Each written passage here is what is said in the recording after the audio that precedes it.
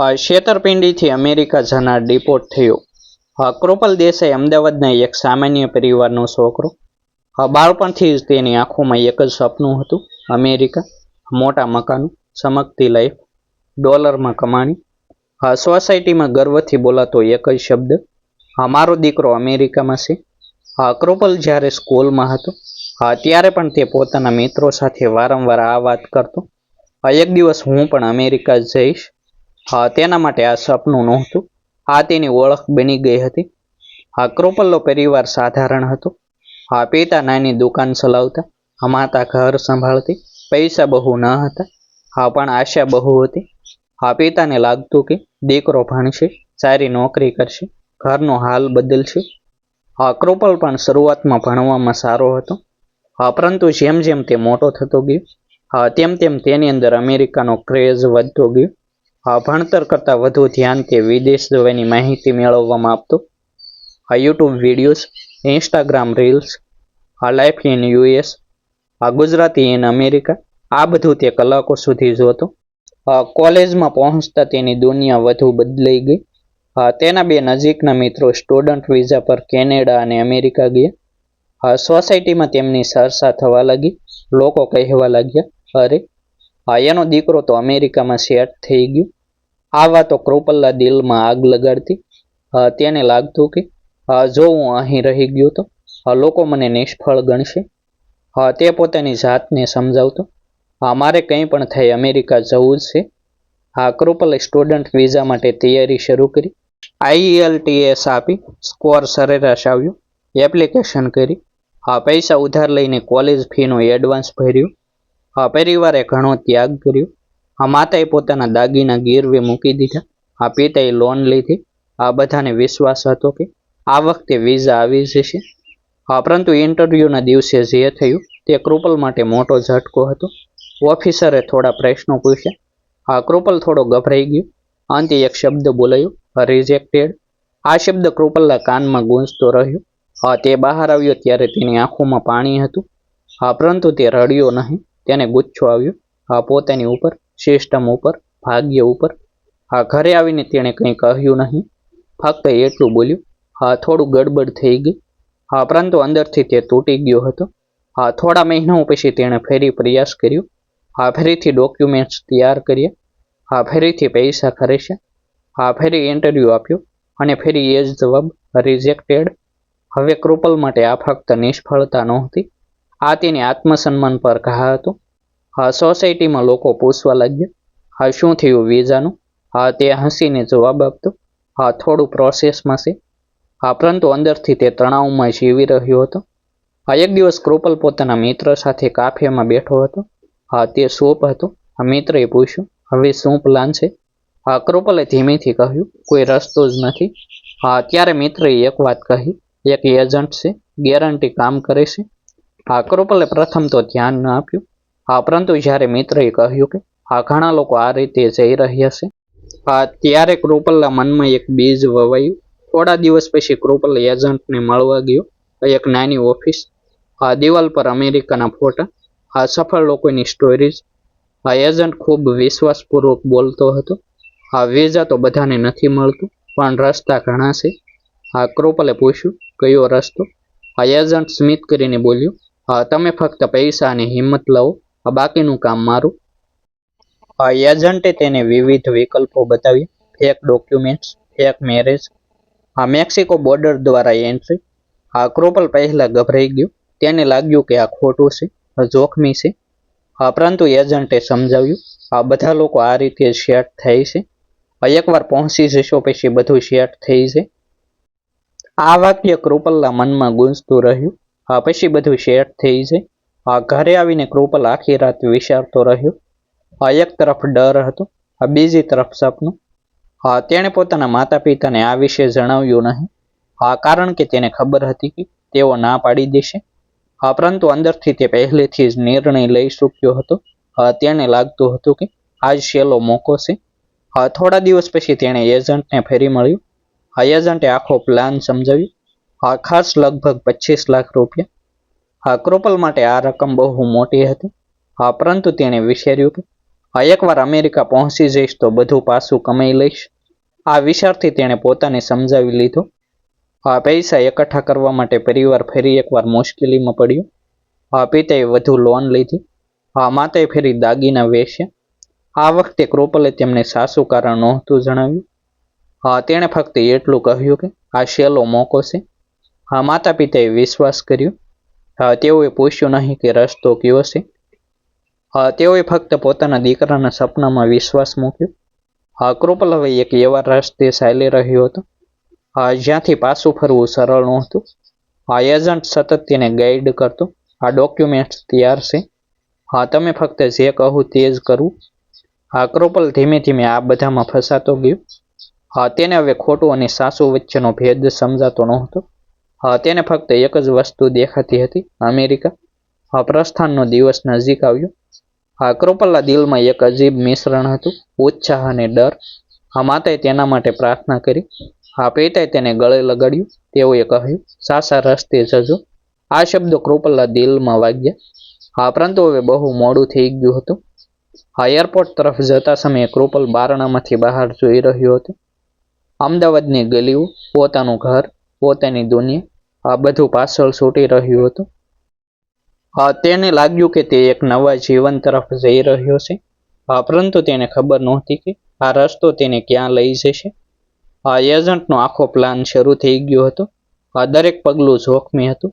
દરેક નિર્ણય ખતરનાક હતો. પરંતુ હવે કૃપલ પાસે પાછું ફરવાનો વિકલ્પ નહોતો. તે ફક્ત આગળ વધી રહ્યો હતો. આંખોમાં સપના હતા અને હૃદયમાં એક અજાણ્યો ડર.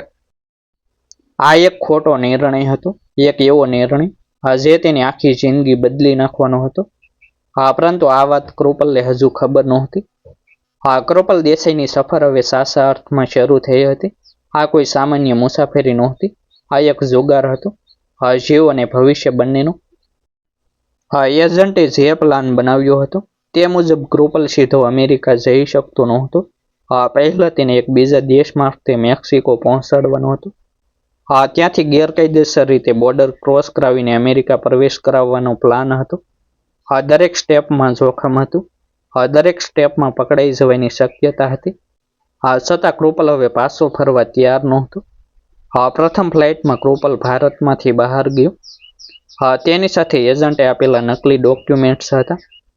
દરેક ચેક પોઈન્ટ પર તેનું દિલ જોરથી ધબકતું. ઇમિગ્રેશન ઓફિસર સામે ઊભો રહેતો ત્યારે તેને લાગતું કે બધું હવે પકડાઈ જશે. પરંતુ નસીબે પ્રથમ તબક્કો સરળ રહ્યો. તે સુરક્ષિત રીતે ટ્રાન્ઝિટ દેશમાં પહોંચી ગયું. ત્યાંથી બીજા લોકો સાથે જોડાયું. બધા લોકો તેની જેમ જ હતા. દરેકની આંખોમાં સપના, દરેકના દિલમાં ડર. થોડા દિવસોમાં તેઓ મેક્સિકો પહોંચ્યા. અહીંથી સાચી મુશ્કેલી શરૂ થઈ. કોઈ લક્ઝરી નહોતી, કોઈ સગવડ નહોતી. નાનકડા રૂમમાં ઘણા લોકો સાથે રહેવું પડતું. બહાર જવાનું મર્યાદિત. ફોનનો ઉપયોગ નિયંત્રિત. એજન્ટના લોકો સતત નજર રાખતા. તેઓ વારંવાર કહેતા, હવે ભૂલ કરવાની જગ્યા નથી. કૃપલને હવે સમજાતું હતું કે તે કેટલો મોટો જોખમ લઈ ચૂક્યો છે. એક રાત્રે તેમને સૂચના મળી, આજ રાતે બોર્ડર ક્રોસ કરવાની છે. કૃપલનું દિલ ધબકતું થયું. અંધારામાં બધાને એક વાનમાં બેસાડવામાં આવ્યું. કોઈ વાત નહોતી, ફક્ત શાંતિ અને ભય. થોડા કલાકો પછી તેઓને એક સુમસામ જગ્યાએ ઉતારાય. આગળ જંગલ જેવા વિસ્તારમાંથી પસાર થવાનું હતું. ગાઈડ આગળ હતો. તે ધીમે અવાજમાં કહેતો, શાંત રહો, ઝડપથી ચાલો. કૃપલ ક્યારેય આવી પરિસ્થિતિમાં નહોતો રહ્યો. પગ કંપતા હતા, દિલ ધબકતું હતું. દૂરથી ક્યારેક લાઇટ દેખાતી. ગાઈડ તરત બધાને નીચે બેસાડી દેતો. Border petrol. આ શબ્દ સાંભળતા જ બધાના શ્વાસ અટકી જતા. થોડાક લોકોની મુસાફરી કૃપલને અનંત જેવી લાગી.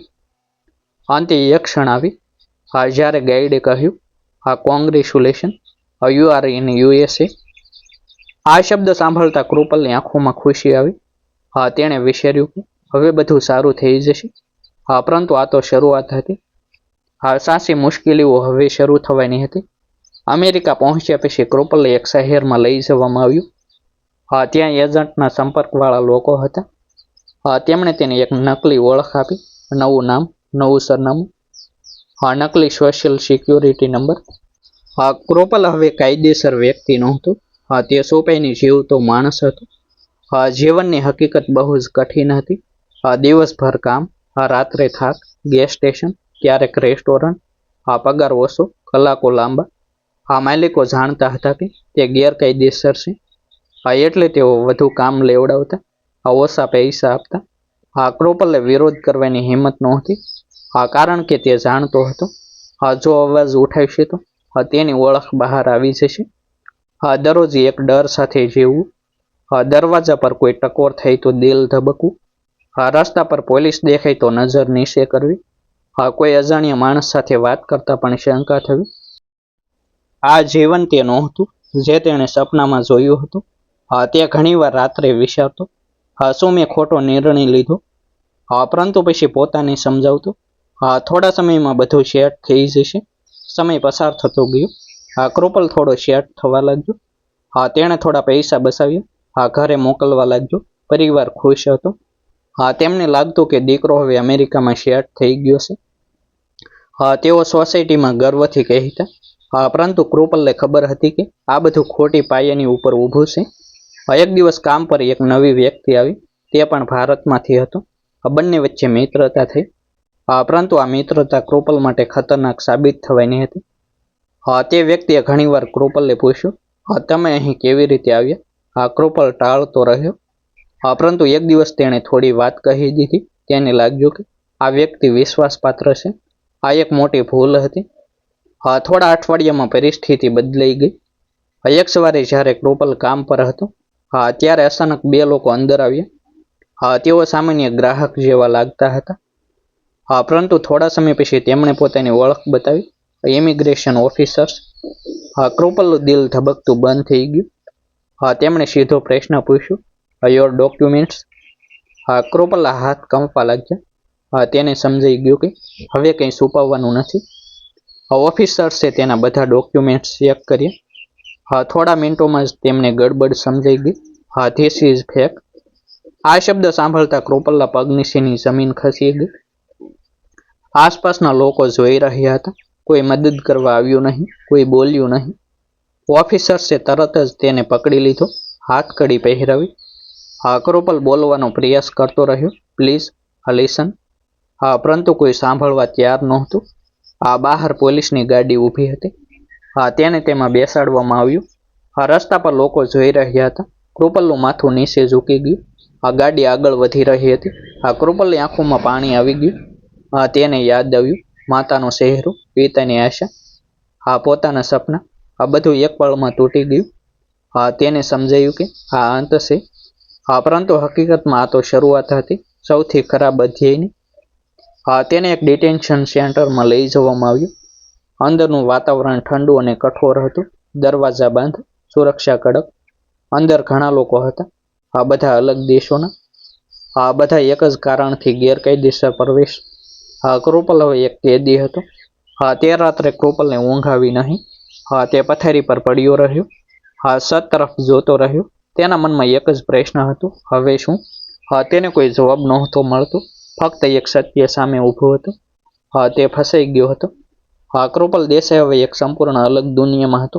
ડિટેન્શન સેન્ટર, ઊંચી દિવાલો, કડક સુરક્ષા, દરવાજા પર લોખંડના તાળા. અહીં સમય ધીમો પસાર થતો. દિવસ લાંબા લાગતા. રાત્રિઓ તો વધુ ભારે લાગતી. કૃપલને હવે સમજાઈ ગયું હતું કે આ કોઈ ફિલ્મ નથી, આ તેની જિંદગી છે. તે આ જાળમાં ફસાઈ ગયો છે. શરૂઆતના દિવસોમાં તે સતત ચિંતામાં રહેતો. શું થશે? કેટલા દિવસ અહીં રહેવું પડશે? કોઈ ખબર નહોતી. ડિટેન્શન સેન્ટરમાં જીવન કઠિન હતું. સવારે નક્કી સમય પર ઉઠવું, સરળ ખોરાક, મર્યાદિત વાતચીત, બધું નિયમ મુજબ. ત્યાં ઘણા લોકો હતા. દરેકની પોતાની સ્ટોરી. કોઈ વર્ષોથી અહીં હતું, કોઈ થોડા દિવસ પહેલા જ પકડાયો હતો. દરેકના ચહેરા પર એક જ લાગણી, અનિશ્ચિતતા. કૃપલ ક્યારેક તેમની વાતો સાંભળતો. કોઈ કહેતો, અમારો કેસ ચાલી રહ્યો છે. કોઈ કહેતો, મને જલ્દી ડિપોર્ટ કરશે. આ વાતો કૃપલના દિલમાં વધુ ભય ઊભો કરતી. થોડા દિવસ પછી કૃપલનો કોર્ટ કેસ શરૂ થયો. તેને એક સરકારી વકીલ મળ્યું. વકીલે સીધું કહ્યું, કેસ મજબૂત નથી. કારણ સ્પષ્ટ હતું, ફેક ડોક્યુમેન્ટ્સ, ગેરકાયદેસર એન્ટ્રી. કાયદો અહીં કડક હતો. આ કૃપાલ પાસે કોઈ મજબૂત બસાવ નહોતો. તે કોર્ટમાં ઊભો રહ્યો જજ સામે. તેની આંખોમાં પસ્તાવો હતો, પરંતુ હવે પસ્તાવો કામનો નહોતો. કેસ દરમિયાન ઘણી વાતો સામે આવી. તેની એન્ટ્રીનો રસ્તો, નકલી ઓળખ, કામ કરવાની વિગતો, બધું રેકોર્ડમાં આવ્યું. જજે કડક શબ્દોમાં કહ્યું કે કાયદાનો ભંગ ગંભીર ગુનો છે. આ શબ્દો કૃપાલના દિલમાં વાગ્યા. તેને સમજાયું કે તેણે જે શોર્ટકટ પસંદ કર્યો હતો તે ખરેખર ખતરનાક હતો. આ કોઈ સરળ રસ્તો નહોતો, આ એક ખાડો હતો. કોર્ટનો નિર્ણય સ્પષ્ટ હતો. થોડા સમય સુધી ડિટેન્શન, દંડ, પછી ડિપોર્ટેશન. ડિપોર્ટ શબ્દ કૃપાલ માટે અંતિમ ઘા હતો. તેનું અમેરિકાનું સપનું અહીં પૂરું થઈ ગયું. એક ક્ષણમાં બધું ખતમ. તેણે જે માટે બધું જોખમમાં મૂક્યું હતું તે હવે હાથમાંથી સરકી ગયું. ભારતમાં તેના પરિવાર માટે આ સમાચાર ભારે હતા. જ્યારે તેમને ખબર પડી ત્યારે તેઓ તૂટી ગયા. સોસાયટીમાં વાતો શરૂ થઈ. લોકો પ્રશ્નો પૂછવા લાગ્યા. પિતા શાંતિથી બધું સહન કરતા રહ્યા. માતા રડતી રહી. પૈસા ગયા, માન ગયું. હવે દીકરો પણ પાછો આવી રહ્યો હતો, એક નિષ્ફળતા સાથે. આ આર્થિક નુકસાન કરતાં વધુ માનસિક આઘાત હતો. ડિપોર્ટેશનનો દિવસ આવી ગયો. કૃપાલને અન્ય લોકો સાથે તૈયાર કરવામાં આવ્યું. હાથકડી પહેરાવવામાં આવી. સુરક્ષા વચ્ચે તેને એરપોર્ટ લઈ જવાયું. એ જ દેશ હતો જ્યાં તે સપના લઈને આવ્યો હતો. આજે તે જ દેશ તેને પાછો મોકલી રહ્યો હતો. વિમાનમાં બેસતા તેની આંખો ભીની થઈ ગઈ. તેણે બારીમાંથી બહાર જોયું. તેને સમજાયું આ અંત છે. ભારત પહોંચ્યા પછી કૃપાલ માટે જીવન સરળ નહોતું. લોકો તેને જુદી નજરથી જોવા લાગ્યા. પ્રશ્નો, ટિપ્પણીઓ, શંકા. નોકરી મેળવવી મુશ્કેલ બની ગઈ. કારણ કે તેની ભૂતકાળની વાતો બહાર આવી ગઈ હતી. તે અંદરથી તૂટી ગયો હતો. પરંતુ હવે પાછું જવાનું કંઈ નહોતું. તેને ફરીથી શરૂઆત કરવી જ રહી. કૃપાલ ઘણીવાર એકલો બેસીને વિચારતો, જો મેં તે દિવસે ખોટો નિર્ણય ન લીધો હોત તો. પરંતુ હવે આ વિચાર બેકાર હતો. સમય પાછો આવતો નથી. તેણે સમજ્યું કે સફળતા માટે શોર્ટકટ નથી. ગેરકાયદેસર રસ્તા થોડા સમય માટે સરળ લાગે, પરંતુ અંતે જીવન બરબાદ કરે છે. આ સ્ટોરી એક માણસની નથી, આ એક ચેતવણી છે. સપના જોવું ખોટું નથી, પરંતુ ખોટા રસ્તે ચાલવું ખતરનાક છે. જો તમે પણ વિદેશ જવાનું વિચારો છો તો કાયદેસર રસ્તો પસંદ કરો. કારણ કે ખોટો નિર્ણય આખી જિંદગી બદલી શકે છે. ડિસ્ક્લેમર: આ સ્ટોરી સત્ય ઘટનાઓ પરથી પ્રેરિત છે, પરંતુ પાત્રોના નામ અને કેટલીક વિગતો બદલવામાં આવી છે. આનો હેતુ માત્ર જાગૃતિ ફેલાવવાનો છે. આ ગેરકાયદેસર ઇમિગ્રેશન અથવા છેતરપિંડીને પ્રોત્સાહન આપવામાં આવતું નથી. કૃપા કરીને હંમેશા કાયદેસર માર્ગ અપનાવો. આભાર. આપના વિચારો કોમેન્ટમાં જરૂર લખો. આપની સાથે બનેલી ઘટનાઓ પણ જરૂર જણાવો. ફરી મળીશું એક નવી સ્ટોરી સાથે. આભાર. જય હિન્દ, જય ભારત.